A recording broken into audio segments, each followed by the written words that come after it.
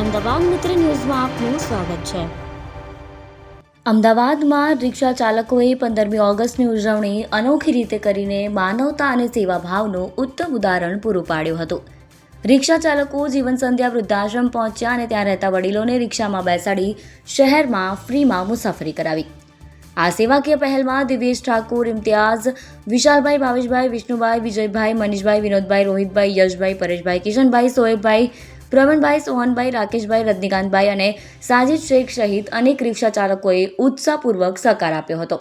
રિક્ષા ચાલકોએ વડીલોને પોતાના પરિવારના સભ્યોની જેમ માન આપી તેમની સાથે સમય વિતાવ્યો અને તેમને ખુશીની પળો આપી। લાંબા સમય બાદ રિક્ષામાં ફરવાની તક મળતા વૃદ્ધાશ્રમના વડીલોના ચહેરા પર ખુશી જોવા મળી હતી। આ સમગ્ર સેવાકીય કાર્યક્રમની ખાસ વાત એ રહી કે હિન્દુ, મુસ્લિમ સહિત વિવિધ સમાજના રિક્ષા ચાલકો એકસાથે જોડાયા અને એકતા તથા ભાઈચારાનો સુંદર સંદેશ આપ્યો।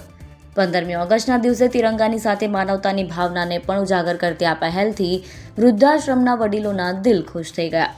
કાર્યક્રમના અંતે વડીલોએ તમામ રિક્ષા ચાલકોને દિલથી આશીર્વાદ આપ્યા અને સદા ખુશ રહો, જીવનમાં હંમેશા સુખી રહો તેવી શુભેચ્છાઓ પાઠવી। સ્વતંત્રતા દિવસની આ ઉજવણી માત્ર એક દિવસની ખુશી નહોતી, પરંતુ સેવા, માનવતા અને હિન્દુ મુસ્લિમ એકતાનો સુંદર સંદેશ આપતી યાદગાર પહેલ બની હતી। અહેમદાબાદ મિત્ર ન્યૂઝની યુટ્યુબ ચેનલને સબસ્ક્રાઇબ કરો અને બેલ આઇકોન જરૂરથી દબાવો, જેથી દરેક મહત્ત્વના વિડીયોની નોટિફિકેશન તમને મળતી રહે।